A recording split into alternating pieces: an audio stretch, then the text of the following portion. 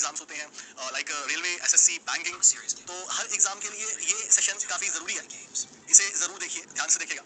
तो कहने का मतलब ये है कि monetary policy topic it is very very important topic, पहली बात। दूसरी बात गाइस, मैं आपको एक बात और बता दूं कि देखो, ये टॉपिक केवल अपने एग्जाम को क्वालिफाई करने के लिए आपको नहीं पढ़ना होता है। ये इकोनॉमिक्स है, ये शुद्ध अर्थशास्त्र है, और अगर इसकी नॉलेज आपको है तो देश में क्या हो रहा है, देश में क्या होने वाला है, गवर्नमेंट क्या कर रही है, आरबीआई क्या कर रहा है, आपको पूरा क्लियर माइंड में हो जाएगा। फॉर एग्जांपल, जैसे आज के टाइम पर अगर कोई मुझसे इकोनॉमी पे बहस करता है तो मैं उसे बेटर आंसर दे पाता हूं बिकॉज मुझे इसके बारे में पता है।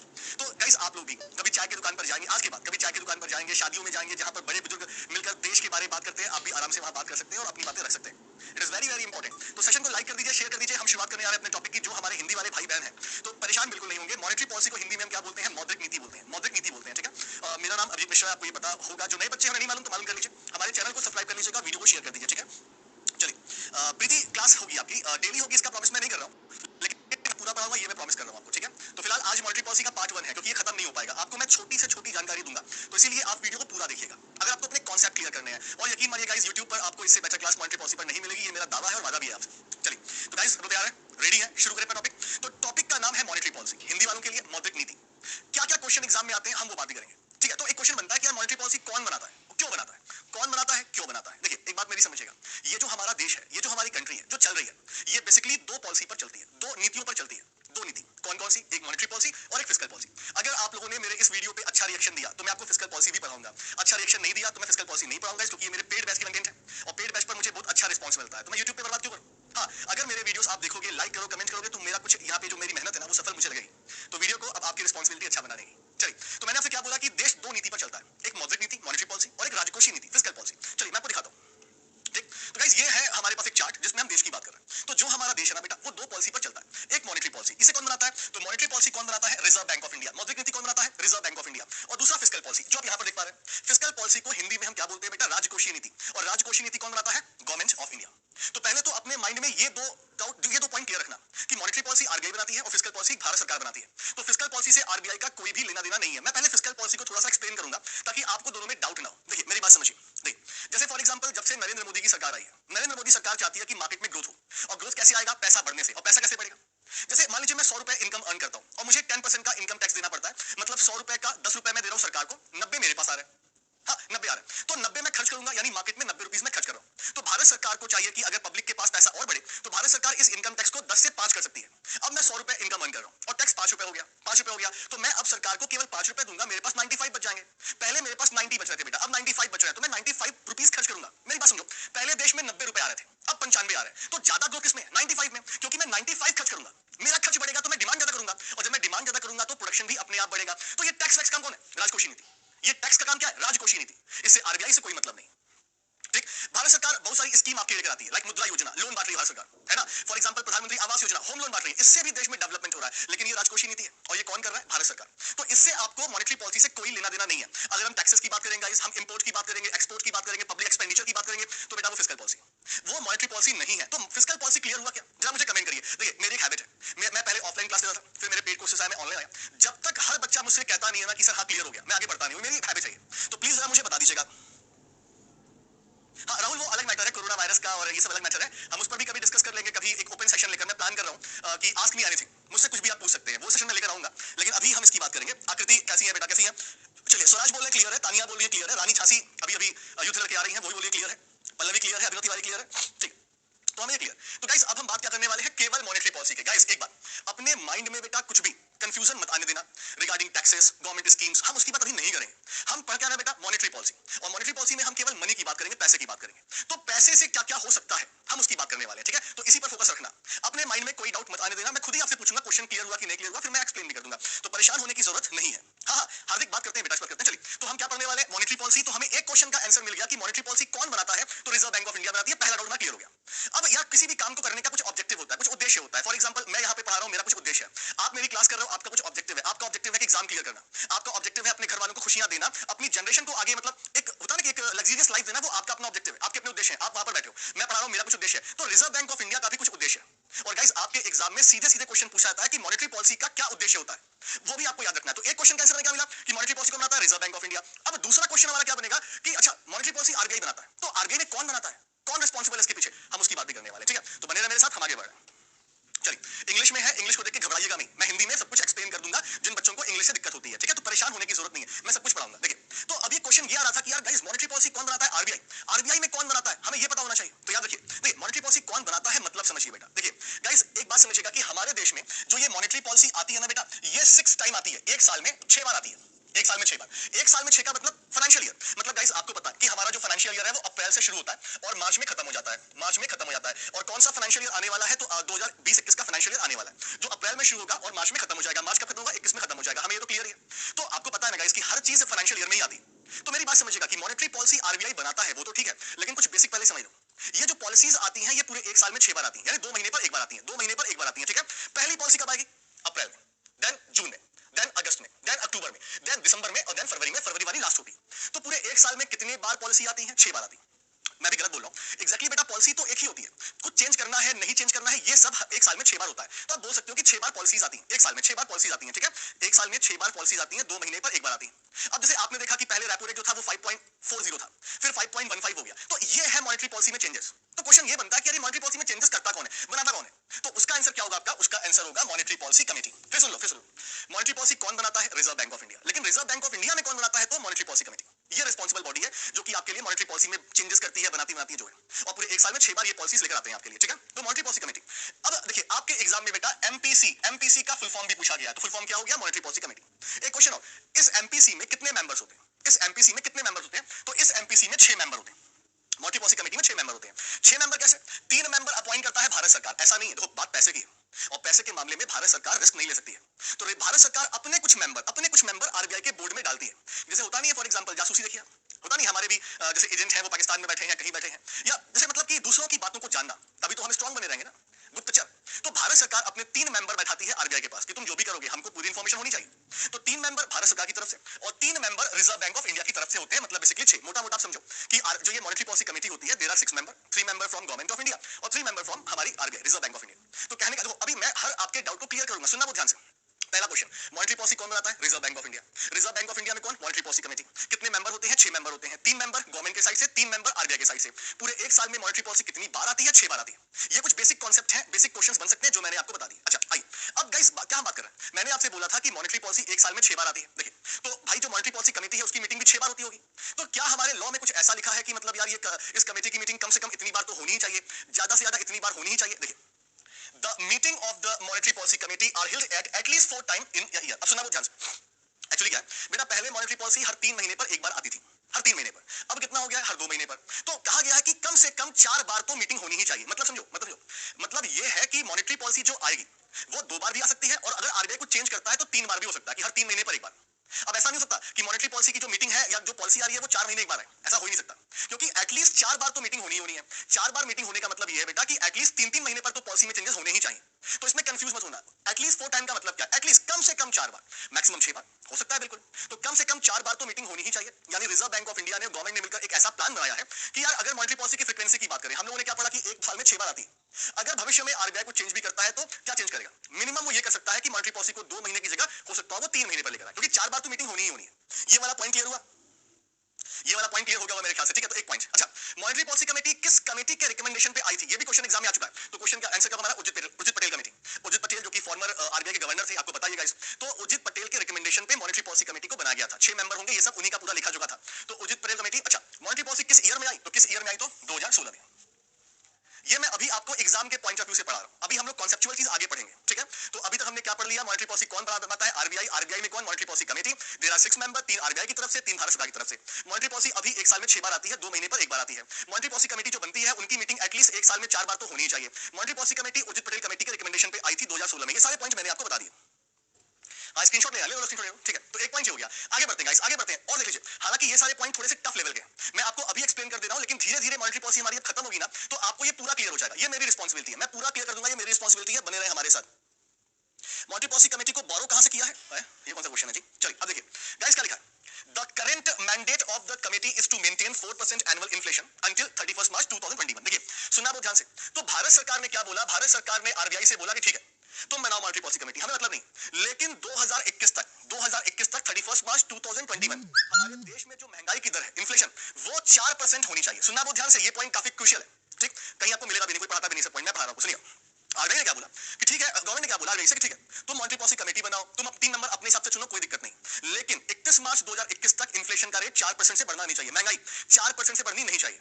लेकिन गाइस ये तो इकोनॉमी है ना, कुछ भी हो सकता है यार, जैसे कोरोना वायरस, कौन जानता था कि एक वायरस की वजह से पूरे वर्ल्ड का ग्लोबल मार्केट गिर जाएगा, कच्चा तेल की प्राइस गिर जाएगी, कौन जानता था भाई, कुछ भी हो सकता है। तो इसीलिए भारत सरकार ने बोला ठीक है 4, लेकिन +2% तक हम कुछ बोलेंगे नहीं, मतलब 4 तो है, अगर 5 हो गया कोई दिक्कत नहीं, 6 हो गया कोई दिक्कत नहीं, हम नहीं बोलेंगे। अच्छा, और -2 भी कर दिया, 4% इन्फ्लेशन है, 3 हो गया तब भी हम कुछ नहीं बोलेंगे, और 2 हो गया तब भी हम कुछ नहीं बोलेंगे। अब यहाँ पर आपके माइंड में एक डाउट आ सकता है कि सर एक बात बताइए, इन्फ्लेशन ज्यादा होगा तो ठीक है बुरी बात है, इन्फ्लेशन कम होगा तो अच्छी बात है, तो फिर क्यों गवर्नमेंट ऑफ इंडिया ने टारगेट दिया कि भैया -2 मतलब 4 से 1 कम हुआ 3, 1 कम हुआ 2, अगर उससे कम इन्फ्लेशन हुआ तो गवर्नमेंट बर्दाश्त नहीं करेगी। तो सर ये तो अच्छी बात है, नहीं, ये अभी आपको लग रहा है अच्छी बात है। इन्फ्लेशन के गाइस बहुत सारे रीजन होते हैं, महंगाई के बहुत सारे रीजन होते हैं, बट हम पढ़ रहे हैं मॉनेटरी पॉलिसी, और मॉनेटरी पॉलिसी में इन्फ्लेशन का रीजन हम पढ़ेंगे केवल पैसा, केवल पैसा। ये मैं आपको आगे और कॉन्सेप्ट क्लियर कर दूंगा। तो एक बात ये भी याद रखिएगा कि अगर हम इन्फ्लेशन की बात कर रहे हैं तो 4% का गवर्नमेंट ने टारगेट दिया कि इन्फ्लेशन होना चाहिए, +2 तक हम कुछ नहीं बोलेंगे, -2 तक हम कुछ नहीं बोलेंगे, इसके ऊपर नीचे हुआ तो हम मॉनेटरी पॉलिसी कमेटी को भंग करके नए मेंबर अपॉइंट करेंगे, ये भी याद रखिएगा। Is that clear guys? देख लीजिए एक बार, यहां पर मुझे यस बोल दिया, फिर मैं आगे बढ़ जाऊंगा। दो लिखा है ना टॉलरेंस, टॉलरेंस का मतलब अपर टॉलरेंस मतलब 2% ज्यादा तक हम कुछ नहीं बोलेंगे, लोअर टॉलरेंस मतलब यहां पे लिखा देखो 2% हम कुछ नहीं बोलेंगे, लेकिन अगर इसके ऊपर हुआ या इसके कम हुआ तो हम फिर एक्शन ले लेंगे। पहले मुझे बताइए जरा अक्षय, हाँ हाँ बिल्कुल, अच्छा टाइम है इन्वेस्ट करने का, बस कोरोना वायरस का कितना बड़ा इंपैक्ट, कितना लंबा ये चलेगा हम नहीं जानते इसके बारे में। ठीक है, तो यहाँ पे सारे बच्चे बोलने क्लियर है गाइस। मॉनेटरी पॉलिसी की मेरी एक वीडियो और पड़ी है यूट्यूब पर, लेकिन ये सब कंटेंट मैंने उसमें पढ़ाया नहीं, तो मैं अपने पेड बैचेस का कंटेंट आपको पढ़ा रहा हूँ, मैं आपको पहले ही बोल दे रहा हूँ, ठीक है। तो ये सब मैं अपने पेड बैच में पढ़ाता हूँ, बिल्कुल जेन्युइन कंटेंट, ठीक है। चलिए, तो ये हो गया हमारा, तो हमने ये पढ़ लिया गाइस कि मॉनेटरी पॉलिसी कौन बनाता है, कमेटी में कैसे कैसे लोग होते हैं। अभी और देख लीजिए, अभी और देख लीजिए। चलिए, तो गाइस ये बात करें हम, तो ये अभी स्ट्रक्चर है मॉनेटरी पॉलिसी का। मैंने आपसे क्या बोला था कि देयर आर 6 मेंबर, 3 आरबीआई की तरफ से और 3 भारत सरकार की तरफ से। देखिए, तो एक मेंबर कौन है, शक्तिकांत दास जी, जो कि गवर्नर है रिजर्व बैंक ऑफ इंडिया के। यहाँ ये 3 लोग जो ये जो देख रहे हो ना, ये आरबीआई के साइड से कौन कौन मेंबर है वो दिखा रहे हैं आपको, और ये है गवर्नमेंट ऑफ इंडिया के साइड से मेंबर, हम उनकी बात भी करेंगे। तो शक्तिकांत दास जी गवर्नर है और साथ ही साथ ये चेयरपर्सन होंगे मॉनेटरी पॉलिसी कमेटी के, चेयरपर्सन भी होंगे मॉनेटरी पॉलिसी कमेटी के। दूसरे नंबर पे कौन है, माइकल देव पात्रा, अभी बीपी कानूनगो थे लेकिन अभी उनको हटा दिया गया है, आपको बताइए। तो देव पात्रा जो है वो संभालना रिस्पांसिबिलिटी, ठीक है, वो दूसरे पर्सन है आरबीआई के साइड से। और ये है जनक राज जी, ये नया अपॉइंटमेंट है, ये करंट अफेयर्स में आपसे पूछा भी जा सकता है। जनक राज जी अभी रिसेंटली अपॉइंट हुए हैं इन monetary policy committee from the Reserve Bank of India side. तो ये वाला आपके करंट अफेयर्स में पूछा जा सकता है कि कौन नया मेंबर अपॉइंट हुआ, जनक राज जी। ये 3 लोग आरबीआई के साइड से मेंबर है मॉनेटरी पॉलिसी कमेटी में। गवर्नमेंट के साइड से देखिए, तो एक है श्री चेतन घाटे, ये प्रोफेसर है इंडियन स्टैटिस्टिकल इंस्टीट्यूट, आपसे ये सब पूछा नहीं जाता कि कहां पढ़ाते हैं क्या है। तो एक है चेतन घाटे, एक है पम्मी दुआ और एक है रविंद्र एस ढोलकिया। नाम केवल याद रखेंगे तब भी काम हो जाएगा, इनका प्रोफेशन आपसे पूछा नहीं जाएगा। तो गाइस ये 6 मेंबर है जो कि अभी right now monetary policy committee में काम कर रहे हैं, ठीक है। ये जनक राज जी का नाम याद रखिएगा, मैं बार बार बोल रहा हूं, करंट अफेयर्स में आपसे पूछा जा सकता है, ठीक है। तो ये हो गया हमारे मेंबर्स के बारे में। चलिए आगे बढ़ते हैं गाइस, अब वापस टॉपिक पर आते हैं। टॉपिक वो भी था, ऐसा नहीं है, लेकिन वो एग्जाम के पॉइंट ऑफ व्यू से था जो मैंने पढ़ा इसके पहले, और अभी हम लोग कॉन्सेप्चुअल चीज पढ़ेंगे। मैंने आपसे क्या बोला कि हर सब चीज का उद्देश्य होता है, ऑब्जेक्टिव होता है ना। हम पढ़ रहे हैं यार, हमारा कुछ उद्देश्य है, हमारे कुछ सपने हैं। क्या आपको नहीं लगता यार, जैसे मुझे तो लगता था जब मैं स्टूडेंट था, जैसे फॉर एग्जांपल मुझे रॉयल एनफील्ड की थंडरबर्ड बहुत पसंद थी। जब भी वो मेरे सामने से आती थी मुझे यार कि काश यार, मतलब पैसे होंगे तो खरीदूंगा ही। मुझे ऑडी का शौक है, हाँ मैं खरीदूंगा, शौक है मेरा। आपके भी अपने सपने होंगे, और सपनों को पूरा करने के लिए उद्देश्य होता है, ऑब्जेक्टिव होता है। और अगर आपका ऑब्जेक्टिव पूरा क्लियर है गाइस, तो आपको सिलेक्शन देने से कोई नहीं रोक सकता। मेरी ऑफलाइन में मुझे काफी एक्सपीरियंस है, जब भी पहली क्लास होती थी मैं बच्चों की आंखों में आंखें डाल के पूछता था क्या तुम्हारा सिलेक्शन हो जाएगा। जहां बच्चों ने अगर मगर हाँ लगता है, तो मतलब कि आप कॉन्फिडेंट नहीं हो। और अगर आपके अंदर से आवाज आ रही है कि यार हाँ क्यों नहीं, व्हाई नॉट, मैं सिलेक्शन लूंगी, व्हाई नॉट, तो मतलब सही रास्ते पर, आपका ऑब्जेक्टिव क्लियर है, गोल क्लियर है। तो गाइस जैसे हम लोग का गोल क्लियर है ना, वैसे रिजर्व बैंक ऑफ इंडिया का भी अपना गोल क्लियर है। तो ये क्वेश्चन एग्जाम में आते हैं कि मॉनेटरी पॉलिसी के क्या क्या ऑब्जेक्टिव होते हैं, तो क्या क्या ऑब्जेक्टिव होते हैं हम उसकी बात करने वाले हैं। ऑब्जेक्टिव ऑफ मॉनेटरी पॉलिसी, या हिंदी में मौद्रिक नीति का उद्देश्य। 2 उद्देश्य होता है, यही 2 पॉइंट आपको याद रखने, तीसरा कोई उद्देश्य नहीं। पहला उद्देश्य कि हमारे देश में ग्रोथ एंड डेवलपमेंट बनी रहे, हमारे देश में विकास होता रहे, और दूसरा उद्देश्य है फाइनेंशियल स्टेबिलिटी। फाइनेंशियल स्टेबिलिटी का मतलब वित्तीय स्थिरता। वित्तीय स्थिरता का मतलब गाइस क्या हुआ कि हमारे देश में, आरबीआई के मतलब हिसाब से हमारे देश में ना तो इन्फ्लेशन होना चाहिए। इन्फ्लेशन का मतलब क्या हो गया, तो इन्फ्लेशन को हिंदी में हम बोलते हैं मुद्रास्फीति, लेकिन हम क्यों इतने टफ वर्ड का यूज करें जब हमें चीजें इजीली क्लियर हो जाती हैं महंगाई के नाम से। तो हमारे देश में एक फाइनेंशियल स्टेबिलिटी होनी चाहिए, हमारे देश में महंगाई नहीं होनी चाहिए, इन्फ्लेशन नहीं होना चाहिए, और हमारे देश में डिफ्लेशन, और हमारे देश में मंदी। मतलब आप बोलेंगे सर फिर रिसेशन क्या। देखिए क्या होता है ना बेटा, पहले हम लोग छोटे होते हैं और बाद में बड़े हो जाते हैं। छोटे होते हैं तो हमारे पेरेंट्स का कंट्रोल हमारे ऊपर होता है, लेकिन हम बड़े होते हैं तो वॉइस की बात करें तो छुट्टा सार टाइप के हो जाते हैं, कंट्रोल से बाहर होने लगते हैं। मेरी माताजी मुझसे कहती हैं तुम बह गए हो, बह गए हो मतलब कंट्रोल से बाहर हो, पानी की तरह बह गए हो तुम। तो अभी भी कहती हैं, मैं जबकि आई एम वेरी रिस्पांसिबल ना। तो कहने का मतलब क्या है, कहने का मतलब ये है कि अगर हम बात करते हैं इकोनॉमी के वर्ड में, तो डिफ्लेशन को मैंने बच्चा बोला और रिसेशन को मैंने बड़ा बोला। तो डिफ्लेशन रिसेशन का पार्ट कह सकते हो आप, रिसेशन की शुरुआत कह सकते हो जो हमारे देश में चल रही है। तो मंदी ही हम बोलेंगे हिंदी में। तो इन्फ्लेशन नहीं होना चाहिए और डिफ्लेशन नहीं होना चाहिए, ये चीज है फाइनेंशियल स्टेबिलिटी। अगर इन्फ्लेशन हुआ तब भी इन्फ्लेशन हुआ तब भी मुश्किल है। अब ये इन्फ्लेशन डिफ्लेशन कैसे होता है गाइस, वो मैं आपको आगे बताऊंगा। यहां तक क्लियर है कॉन्सेप्ट, है ना? X Navi sir thank you so much. तो ये अभी हमने क्या समझा कि ग्रोथ हमारे देश में होती रहे और ना तो इन्फ्लेशन हो ना तो डिफ्लेशन हो, एक स्टेबल कंडीशन बनी रहे, स्टेबल। तो अब हम समझेंगे कि यार ये कैसे ग्रोथ एंड डेवलपमेंट हो सकता है और कैसे फाइनेंशियल स्टेबिलिटी बिगड़ती है, हम सारी बात करेंगे अपने नेक्स्ट स्लाइड में, ठीक है? तो नेक्स्ट स्लाइड क्या है हमारी, वो देख लीजिए। नेक्स्ट स्लाइड में कुछ नहीं है क्योंकि मैं समझाऊंगा आपको, है ना? देखिए, तो गाइस ये इन्फ्लेशन डिफ्लेशन क्या, आइए बात करते हैं, ठीक है? देखिए गाइस, हमारे देश में जो मनी है, जो पैसा है, वो कैसे हमारे तक पहुंचता है? थ्रू बैंक्स, बैंक के थ्रू पहुंचता है। अभी हमारे देश में कुछ मतलब वर्चुअल करेंसी ऐसा कुछ भी नहीं, आपको पता है ना? तो बैंक इज रिस्पांसिबल। और गाइस हमको पता है कि हमारे देश में डेवलपमेंट कैसे हो सकता है। जैसे भारत सरकार ने मुद्रा योजना क्यों लॉन्च किया, सोचो जरा इसे। क्योंकि हमारे देश में कुछ यूथ ऐसे हैं जिनके पास कमाल के आइडियाज हैं, बट उनको घर वाले पैसे बिजनेस के, भाई सिंपल सी बात है, अगर आप हरियाणा से, राजस्थान से, बिहार से, यूपी से, झारखंड से बिलोंग करते हो, आप एक लड़के हो, गर्ल्स के लिए भी वही सेम रीजन है। आप घर पर जाओ, पिताजी से बोलो पापा जॉब नहीं करनी, बिजनेस करना है, 10 लाख रुपए दे दीजिए। 10 लाख तो नहीं मिलेगा, लेकिन 10 लाख जरूर पड़ जाएगी। पिताजी बोलेंगे भैया पढ़ाई कर लो, सरकारी नौकरी कर लो, बाबू बन जाओ, बिजनेस नहीं, मतलब डरते हैं लोग, बिजनेस में घबराते हैं लोग। तो मेरे साथ ये हो चुका है, ये मेरी अपनी पर्सनल इन्फॉर्मेशन थी, मैं शेयर कर रहा था। तो कहने का मतलब होता है कि हमारे पास आइडियाज है, लेकिन हमारे पेरेंट्स हमें सपोर्ट नहीं कर रहे हैं। और अगर हम बैंक के पास लोन लेने के लिए जाएं, तो बैंक हमारा चेहरा देख के हमको लोन नहीं देगा, बैंक हमसे सिक्योरिटी मांगा। तो इस गैप को मुद्रा योजना ने पूरा किया कि हाँ, जो एंटरप्रेन्योरशिप करना चाहते हैं हम उन्हें लोन देंगे विदाउट सिक्योरिटी। मेरी बात समझिए जो मैं बोल रहा हूं, देखिए, तो अगर हम गाइस बैंक की बात करें तो बैंकों से फायदे क्या है? जैसे फॉर एग्जांपल अगर हम बात करते हैं कि हम एक बच्चे हैं या हमारे सामने कोई बच्चा है जो ब्रिलियंट है, लेकिन उसकी फाइनेंशियल कंडीशन अच्छी नहीं, तो बैंक अगर उसको एजुकेशन लोन देगा यार, तो कल को पढ़ेगा, आगे बढ़ेगा, पैसे कमाएगा, पैसे खर्च करेगा, देश में डेवलपमेंट होगी नहीं, एजुकेशन, ठीक? हमारे देश में ऐसे बहुत सारे लोग हैं जो कि फुटपाथ पे सोते हैं या फिर रेंट पर रहते हैं, जिनके पास अपना मकान नहीं है। अगर उनको हाउसिंग के लिए लोन मिल जाएगा तो उनके पास अपने मकान होंगे। जो पैसे बेचारे वो खर्च कर रहे थे रेंट के लिए, वो पैसे वो बचा सकते हैं। हमारे देश का स्टैंडर्ड ऑफ लिविंग बढ़ेगा बेटा, इससे भी फर्क पड़ता है। हाउसिंग लोन, ठीक? और देख लीजिए, एजुकेशन हो गया, हाउसिंग हो गई, एग्रीकल्चर हो गया। यार एक किसान है, अगर एक किसान को बैंक से, देखो इकोनॉमी में जाना, हर चीजें आपस में जुड़ी हुई हैं। कैसे, मैं एक्सप्लेन कर रहा हूं। आप किसी बच्चे को ले लीजिए जो कि बिल्कुल गरीब फैमिली से, अगर उसे एजुकेशन लोन मिलता है तो क्या होगा? या फिर हम बात करते हैं किसान की, एक किसान है जिसे एग्रीकल्चर के लिए लोन मिल गया, उसने अच्छी खेती की, उसने प्रॉफिट अर्न किया। तो जब एक किसान प्रॉफिट अर्न करेगा बेटा, तो हो सकता है कल वो साइकिल से चल रहा था, आज वो बाइक खरीद सकता है। और जब वो बाइक खरीदेगा तो बाइक इंडस्ट्री में डिमांड बढ़ेगी, और जब बाइक इंडस्ट्री में डिमांड बढ़ेगी तो बाइक को बनाने के लिए लेबर चाहिए, इंप्लॉयमेंट बढ़ेगा। तो हर चीज आपस में जुड़ी हुई है यार। मकान बनेंगे तो लेबर्स की जरूरत पड़ेगी ना, लेबर्स को पैसा मिलेगा, जो गिट्टी बालू सरिया बेच रहा है उसको पैसा मिलेगा। इकोनॉमी में सब कुछ आपस में जुड़ा हुआ है, और आपको अपनी थिंकिंग भी उस लेवल की डेवलप करनी है, क्योंकि इकोनॉमी को समझाना बड़े बड़ों के बस की बात नहीं होती है, ये आप ध्यान लीजिए। तो जितना ज्यादा आप अपने दिमाग को दौड़ाएंगे उतना ज्यादा आप अच्छे बनते जाएंगे। एक बात और, अच्छा मैं आपको मेमोरी बढ़ाने कुछ टिप्स दूं, मेमोरी बढ़ाने का। जैसे बच्चे मुझसे पूछते हैं कि सर आपको बहुत याद रहता कैसे, तो गाइस सिंपल सी बात है, आपके बचपन में कभी LKG, UKG, class 1, class 2, class 3 की बातें सोचा करो, चीजों को ना मेमोराइज किया करो। यार पढ़े पढ़े तो लोहे पे भी जंग लग जाता है, तुम्हारा माइंड है ना, बुद्धि है तुम्हारी। तो जब तुम पुरानी बातों को सोचते हो ना, तुम्हारा माइंड तेज काम करता है। और ये मैं ऐसे नहीं बोल रहा हूं, ये साइंटिफिक इसका डेटा है, रिजल्ट है इसका। तो ये सब करने से भी मेमोरी बढ़ती है, ठीक है? फिलहाल वापस आते हैं, एग्रीकल्चर की हम बात कर रहे थे। जैसे फॉर एग्जांपल हम इंडस्ट्रीज की बात करें, जो हमारे बड़े बड़े इंडस्ट्रियलिस्ट हैं वो लोन पे ही काम करते हैं, लोन बैंक से लेते हैं, बड़ी बड़ी इंडस्ट्रीज लगाते हैं, हजारों लोगों को रोजगार मिलता है ना? हम युवा हैं, हमको बिजनेस के लिए लोन चाहिए, बैंक हमको लोन देगा तो हमारा ऑक्यूपेशन बढ़ेगा, हम 3-4 लोग को जॉब देंगे, उनको भी ऑक्यूपेशन मिलेगा। तो कहने का मतलब क्या है बेटा? कहने का मतलब यहाँ पर यह है कि अगर बैंक से पैसा मार्केट में जा रहा है तो हमारे देश में डेवलपमेंट होगा, ग्रोथ होगा। ये तो हमें क्लियर हो गया, चलो एक बार देश की बात कर लेते हैं, ये हमारा देश है। सुनना बहुत ध्यान से, स्टेप बाय स्टेप मैं सब कुछ क्लियर कर दूंगा, तो बने रहो मेरे साथ पहले तो, ठीक है? ये हमारा देश है, और आरबीआई के हिसाब से हमारे देश में पैसे का एक लेवल होना चाहिए। ये मान लो पैसा है। एक बात और गाइस, इकोनॉमिक्स में पैसे को हम क्या बोलते हैं? लिक्विड या फिर लिक्विडिटी, तो मेरे मुंह से कई बार लिक्विड या लिक्विडिटी वर्ड आएगा तो आप समझ लेना हम कैश की बात कर रहे हैं, पैसे की बात कर रहे हैं। लिक्विड क्यों? देखिए फिजिक्स में लिक्विड का सिद्धांत क्या है कि लिक्विड मतलब कि जिसके अणु एटम्स बहुत दूर दूर होते हैं, जो बहता है और बहता चला जाता है और किसी भी बोतल में रखो उसका शेप ले लेता है। यहां पर हम बहने स्प्रेड करने वाली बात को लेंगे यहां पर, ठीक है? पैसा, कैश। मैं आपको एग्जांपल देता हूं, मैं होली पर घर पर गया, होली पर घर पर जाने के लिए क्या करना पड़ा मुझे? पहले तो मुझे कैब करनी पड़ी, जहां से मेरी बस थी। मैं कैब से गया, कैब वाले ने फुटकर में 10 रुपए मुझको दिए, उस पर कुछ लिखा नहीं था, 10 रुपए मेरे पास आ गया कैब वाले के, दिल्ली में। मैं रात में सोया, सुबह उठा, आराम से अपने चौराहे पर उतरा, घर है, परिवार है, सब है। अब मैंने क्या किया, मैंने लड्डू के लिए चॉकलेट खरीदी। अब वो 10 रुपए से ऊपर था, मतलब समझ लो। अब मान लो 50 रुपए था, अब वो 50 रुपए दिल्ली में था, वो रात भर में कहां पहुंच गया? मिर्जापुर। और मैंने चॉकलेट ली तो पैसा कहां पहुंच गया? मिर्जापुर के दुकानदार के पास। तो कहने का मतलब भाई, जिस तरह पानी बहता है ना, उस तरह से जैसे होता नहीं है कि हमारा पानी पाकिस्तान चला जाता है, चाइना का पानी हमारे पास आता है ब्रह्मपुत्र का, आप उसे रोक नहीं सकते। तो वैसे ही कैश है, इसे आप रोक नहीं सकते।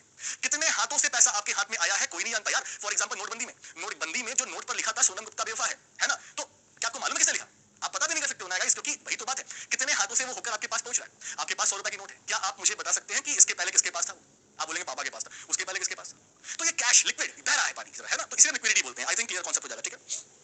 निशा वो भी लैंग्वेज है, इजीली कन्वर्टेबल, वो सब बातें बाद में। अभी हम क्या कर रहे हैं बेटा ना, अभी हम गांव बसा रहे हैं। तो पहले गांव बसता है, फिर क्या लगता है मेला, और तीसरे स्टेप में डाकू आते हैं लूटने मेला। तो डाकू वाला काम भी हम करेंगे, लेकिन अभी नहीं, अभी हम गांव बसा रहे हैं, बिल्कुल बेसिक कर रहे हैं, ठीक है। चलिए, तो हम लिक्विड की बात कर रहे हैं। तो आरबीआई के हिसाब से हमारे देश में लिक्विडिटी का एक सर्टेन लेवल होना चाहिए।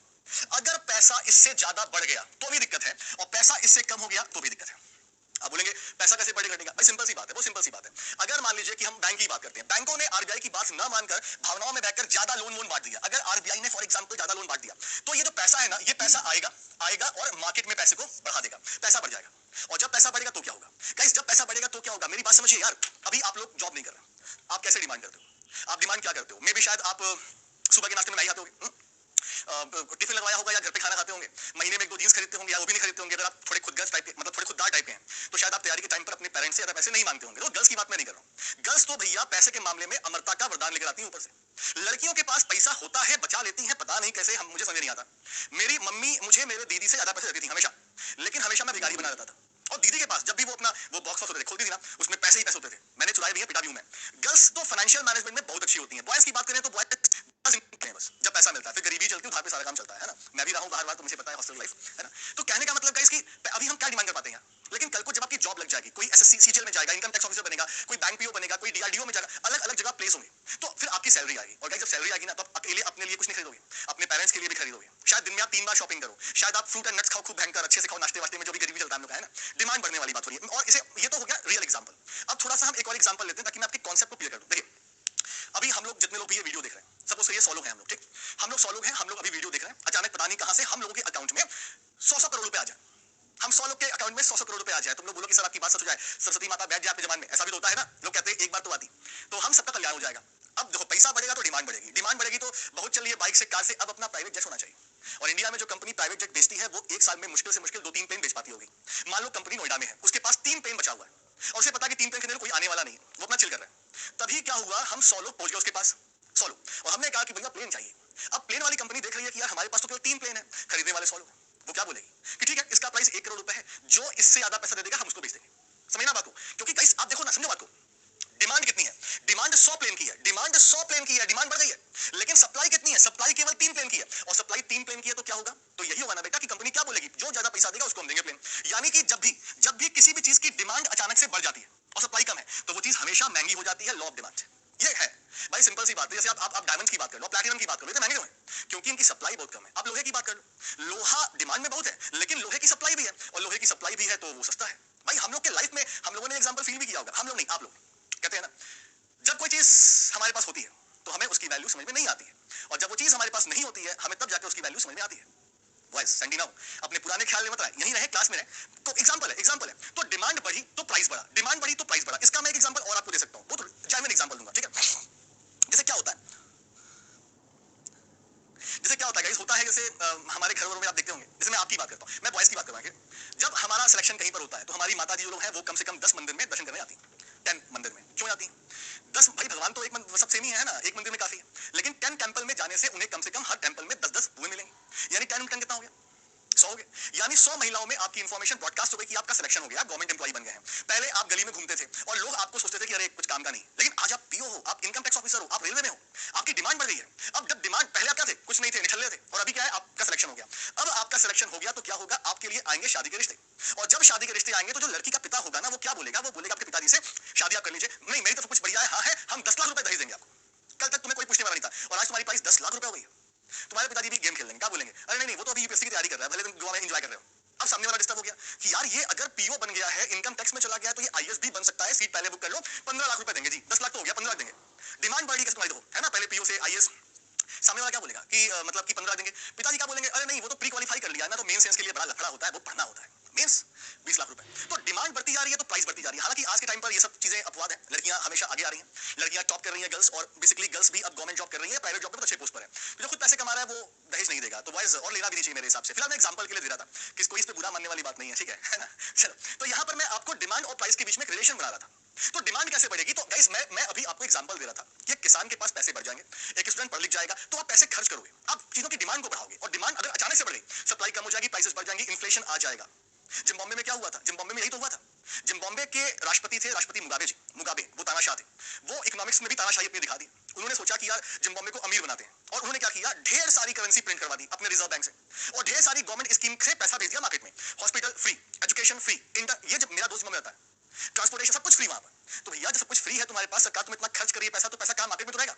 अब वो पैसा, सब अमीर हो गए वहां पर, और जब सब अमीर हो गए वहां पर, भाई जो कल साइकिल चला रहा था वो आज कार की डिमांड कर रहा है। अब पॉपुलेशन के हिसाब से जिम्बाब्वे में इतना रिसोर्सेज नहीं था, वहां पर डिमांड बढ़ी नहीं, बढ़ती चली गई, और सप्लाई कम नहीं हुई, कम होती चली गई। और प्राइसेस, आप एक गिलास जूस पी लो वहां पे जाकर। मुझे याद है सुरेश रैना कैप्टन थे और इंडियन टीम गई थी जिम्बाब्वे के दौरे पर। वहां पर इन लोगों ने कैफे में जूस पिया था, और एक एक ग्लास की जूस की कीमत 1.5 लाख रुपए थी वहां पर।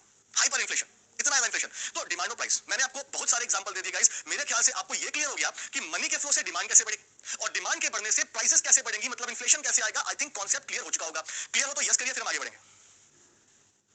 कमिटा जी थोड़ा लैपटॉप चार्ज करा दिया।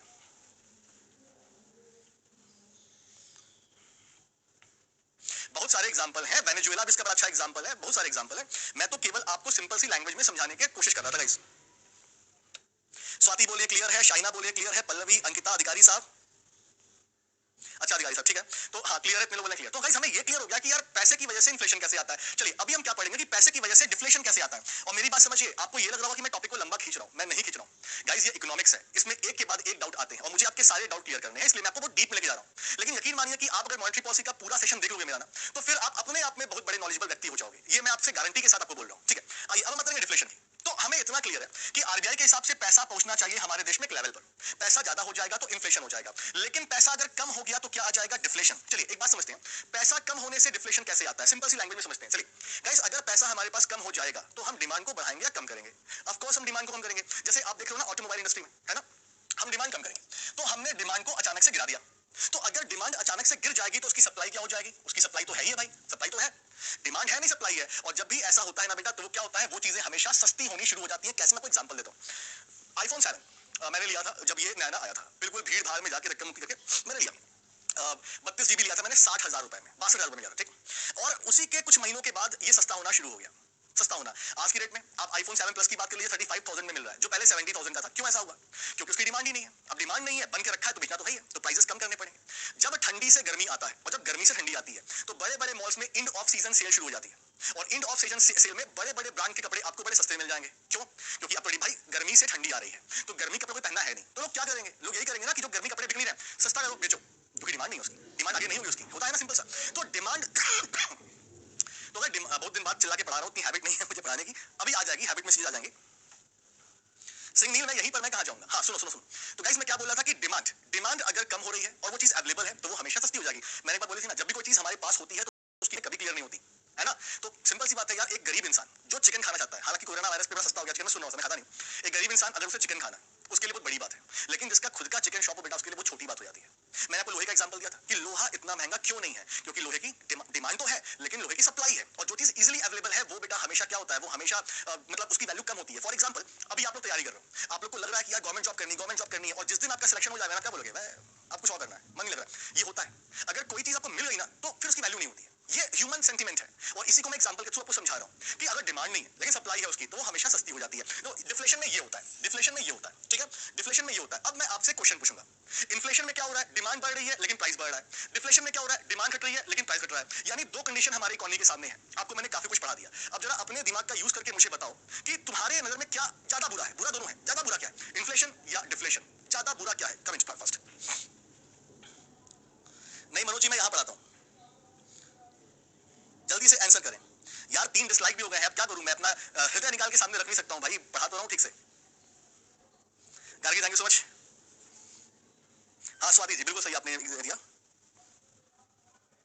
Kamal sir thank you so much sir. हाँ नीरू जी मैं पहचान गया आपको, चलिए आंसर दीजिए। तो यहाँ पर कुछ लोग डिफ्लेशन बोल रहे हैं, मैक्सिमम लोग, कुछ बच्चे इन्फ्लेशन भी बोल रहे हैं। आइए मैं समझाता हूँ क्या इसका मतलब होता है, क्या किसका क्या इंपैक्ट है, और क्या चीज बुरा है क्या चीज अच्छा है, ठीक है। देखिए आप बोलेंगे सर बुरा दोनों है, लेकिन ज्यादा बुरा क्या है, मैंने आपसे ये पूछा। देखिए पहले इस कंडीशन को समझिए, डिमांड बढ़ रही है। अब डिमांड बढ़ने से क्या होता है गाइस, समझिए। सपोज करिए मेरे पास एक फोन है, ठीक, मैं इस फोन कंपनी का मालिक हूं, ये फोन 40,000 रुपए का फॉर एग्जाम्पल, ठीक। पहले इंडिया में इसे केवल 100 लोग खरीदते थे, लेकिन आज की डेट में इंडिया वालों के पास पैसा आ गया और अब वो मुझसे 500 मोबाइल की डिमांड करते हैं। पहले 100 मोबाइल की डिमांड थी, अब 500 है। भाई 100 मोबाइल के लिए मेरे पास 10 लेबर थे, तो 500 मोबाइल के लिए मुझे 40 लोग को और हायर करना पड़ेगा, मतलब टोटल 50 लोग हो जाएंगे। तो कहने का मतलब क्या कि गाइस, जब आप डिमांड बढ़ाते हो ना, तो कंपनीज, इंडस्ट्रीज, बिजनेसमैन, इनको भी प्रॉफिट होता है और ये भी अपना प्रोडक्शन बढ़ाते हैं, और जब ये अपना प्रोडक्शन बढ़ाते हैं तो कहीं ना कहीं एम्प्लॉयमेंट जनरेट होता है और इकोनॉमी बूम कर जाती है। लेकिन यहाँ पर दिक्कत क्या होती है? यहाँ पर दिक्कत होती है कि जो गरीब व्यक्ति है बेचारा, वो चीजों को अफोर्ड नहीं कर पाता है, गरीब गरीब रह जाता है, वो अफोर्ड नहीं कर पाएगा। ये दिक्कत है। तो डिमांड के बढ़ने से कहीं ना कहीं फायदा हमको है। और डिमांड क्यों बढ़ रहा है? देखो, मैंने क्या बोला था, इन्फ्लेशन के बहुत सारे रीजन होते हैं, समझना मेरी बात। जैसे नोटबंदी हुई थी, नोटबंदी में अचानक से नमक महंगा हो गया था, नमक में इन्फ्लेशन। लेकिन नमक में इन्फ्लेशन पैसे की वजह से नहीं आया था बेटा, नमक में इन्फ्लेशन आया था एक तरह का र्यूमर था उससे, है ना, समझो मेरी बात। तो वहां भी इन्फ्लेशन था, लेकिन वो अलग चीज है। अब कोरोना वायरस की बात कर लो, ठीक है, फॉर एग्जाम्पल मैंने एक दिन सीए में आपको पढ़ाया था कि ओपेक कंट्री बोल रहे हैं कि वो ऑयल का प्रोडक्शन कम कर देंगे, है ना। तो अगर मान लीजिए ओपेक कंट्री ने ऑयल का प्रोडक्शन बिल्कुल ही बंद कर दिया, कम नहीं बंद कर दिया, तो इंटरनेशनल मार्केट में क्रूड ऑयल की डिमांड बढ़ेगी, सप्लाई तो है नहीं, वो महंगा हो जाएगा। ये सब अलग फैक्टर्स हैं, इसमें मनी का कोई रोल नहीं है, हम उस फैक्टर की बात नहीं कर रहे हैं, हम यहाँ पर केवल और केवल एक फैक्टर की बात कर रहे हैं गाइस, इन्फ्लेशन का, वो पैसे की वजह से, ठीक है। तो मॉनेटरी पॉलिसी पढ़ते टाइम पर मैंने आपसे बोला था कि आपको केवल एक फैक्टर याद रखना है, पैसा। पैसा बढ़ेगा तो क्या होगा, कम होगा तो क्या होगा, ठीक है, ध्यान दीजिए। तो यहाँ पर देखिए, तो अगर आप डिमांड बढ़ाओगे, यानी कि पैसे आप खर्च कर रहे हो, तो कहीं ना कहीं मार्केट बूम करेगा और डेवलपमेंट होगा, एम्प्लॉयमेंट बढ़ेगा, लेकिन गरीब मारे जाएंगे। अब डिफ्लेशन की बात करते हैं गाइस। पहले आप लोग मुझसे 500 मोबाइल की डिमांड करते थे, मेरे पास 50 लेबर थे, लेकिन अब आप लोग, अभी क्या हुआ कि इंडिया में आ गया रिसेशन, डिफ्लेशन आ गया, पब्लिक के पास उतने पैसे नहीं, पब्लिक उतनी डिमांड नहीं कर रही है। तो पब्लिक अगर डिमांड नहीं करेगी और जो मोबाइल की डिमांड आप लोग 500 करते थे, वो कितना हो गया, 100 रह गया। तो अगर वो 100 रह जाएगा 500 से, तो मैं भी 40 लोग को जॉब से निकाल दूंगा ना यार। तो जब भी हमारे देश में मनी की वजह से, जब भी हमारे देश में मनी की वजह से डिमांड कम होता है ना, तो बेटा कंपनीज, इंडस्ट्रीज को भी अपना प्रोडक्शन कम करना पड़ जाएगा, और जब भी प्रोडक्शन कम होगा तो अनएम्प्लॉयमेंट बढ़ेगा, लोगों की जॉब जाएगी, याद रखिएगा। तो यहां पर क्या हो रहा है, यहाँ एक तो पैसे कम हो रहे हैं, मार्केट में डिमांड घट रही है, तो प्रोडक्शन भी घट रहा है, बिजनेस, कंपनीज, इंडस्ट्रीज को लॉस भी हो रहा है यार, अनएम्प्लॉयमेंट बढ़ रहा है। और जब बिजनेस, कंपनी, इंडस्ट्री को लॉस होगा ना, तो हमारा शेयर मार्केट भी गिरेगा, और जब हमारा शेयर मार्केट गिरेगा, तो जो एक नॉर्मल पब्लिक है, जिससे मतलब ही नहीं है यार कि वो, जैसे फॉर एग्जांपल अपनी बात करता हूं, सपोज करिए कि मैंने किसी ऑटोमोबाइल कंपनी के शेयर परचेस किए थे, मैंने किसी ऑटोमोबाइल कंपनी के शेयर परचेस किए थे, और ऑटोमोबाइल में अगर आप लोगों ने डिमांड कम किया, तो उनका प्रोडक्शन गिरेगा, अनएम्प्लॉयमेंट बढ़ेगा, उनका प्रॉफिट भी तो गिरेगा, और जब प्रॉफिट गिरेगा तो उनका शेयर मार्केट भी गिरेगा, शेयर गिरेगा, मुझे भी लॉस हो जाएगा। तो कहने का मतलब, यार देखो, मैंने क्या बोला, इकोनॉमिक्स में सब कुछ आपस में जुड़ा हुआ है। तो डिफ्लेशन से कितना नुकसान हो सकता है, अनएम्प्लॉयमेंट अलग बढ़ेगा, कंपनी, इंडस्ट्री डिमोटिवेट होंगी, जो शेयर मार्केट में पैसे लगाते हैं वो डिमोटिवेट होंगे, तो मतलब कहने का ये ज्यादा बुरा है। और ये दोनों कंडीशन क्यों आई है, ये दोनों कंडीशन आई है या तो पैसा बढ़ने की वजह से, या तो पैसा कम होने की वजह से, ठीक है। ये मॉनेटरी पॉलिसी का इंट्रोडक्शन था। तो मतलब आपको मैंने समझाने की कोशिश क्या की है वो समझ लो। तो देखो, अगर आप देखोगे दूसरे किसी का वीडियो, तो हो सकता है कि आपको मॉनेटरी पॉलिसी का पूरा इतना लंबा, इतना एक डेफिनेशन मिल जाए। मैं डेफिनेशन पर बिलीव नहीं करता हूं, मैं आपको कॉन्सेप्ट समझाने पे बिलीव करता हूं। कॉन्सेप्ट समझिए। मॉनेटरी पॉलिसी का बेटा उद्देश्य क्या था, हमारे देश में ग्रोथ होता रहे और हमारे देश में फाइनेंशियल स्टेबिलिटी बनी रहे। ग्रोथ कैसे होगा, reserve Bank of India flow of money maintain करती है। रिजर्व बैंक ऑफ इंडिया चाहती है कि हमारे देश में हर सेक्टर्स में लोन पहुंचे, पैसा पहुंचे। लेकिन अगर पैसा ज्यादा हो गया तो क्या जाएगा, इन्फ्लेशन, पैसा कम हो गया तो क्या जाएगा, डिफ्लेशन। यानी मॉनेटरी पॉलिसी में reserve Bank of India flow of money तो मेंटेन करती है, लेकिन एक कांस्टेंट लेवल पर। अगर पैसा ज्यादा हो गया और ज्यादा पैसे की वजह से इन्फ्लेशन आ रहा है, तो रिजर्व बैंक ऑफ इंडिया इस पैसे को मार्केट से निकालती भी है, ताकि पैसा कम हो जाए, अपने नॉर्मल कंडीशन में आ जाए और इन्फ्लेशन डाउन हो जाए। अब ये कैसे होगा, इसके लिए आपको मेरे पूरे वीडियोस देखने पड़ेंगे मॉनेटरी पॉलिसी के। गाइस, कई सारे पार्ट में लेकर आऊंगा मॉनेटरी पॉलिसी के, इसीलिए सारे वीडियोस को देखिएगा अगर कॉन्सेप्ट क्लियर करना है तो, ठीक। और अगर पैसे कम है, तो रिजर्व बैंक ऑफ इंडिया पैसा डालेगी मार्केट में, ताकि पैसा बढ़कर अपने नॉर्मल सिचुएशन में पहुंच जाए और डिफ्लेशन खत्म हो जाए। यानी कि रिजर्व बैंक ऑफ इंडिया पैसे एब्जॉर्ब भी करती है और इंजेक्ट भी करती है। अगर पैसा ज्यादा है, तो ज्यादा पैसा है तो आरबीआई से खींच लेगी ना, तो अपने आप डिमांड कम होगा और उस कंडीशन पे आ जाएगा जो होना चाहिए। और अगर पैसा कम है तो आरबीआई उतना पैसा डालेगी ताकि मार्केट में डिमांड, मतलब पैसा बढ़े तो डिमांड बढ़ेगा और ये अनएम्प्लॉयमेंट ये सब खत्म हो जाएगा। ये है पूरा मॉनेटरी पॉलिसी का इंट्रोडक्शन। मुझे बताएं, क्लियर? और आप अपने डाउट भी मुझसे पूछ सकते हैं अभी तुरंत, जल्दी से।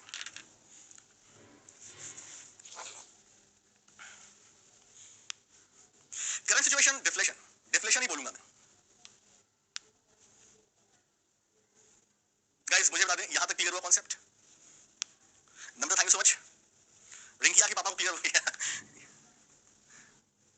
दीपन्विता, कैसी हैं आप? हाँ ठीक है, क्लियर। इनोसेंट यूथ, आपकी अगली क्लास है, thank you so much, thank you so much. पानी पी लेंगे, पी लेंगे। Manoj, thank you so much, thank you so much. तो गाइस, कहने का मतलब क्या है कि हमें ये सब कॉन्सेप्ट क्लियर हो गया और हम अब कई लोगों के क्वेश्चन के आंसर भी दे सकते हैं। हमें जो डिफ्लेशन, इन्फ्लेशन से क्या इंपैक्ट पड़ता है, हमें वो क्लियर हो गया, लेकिन मॉनेटरी पॉलिसी के थ्रू।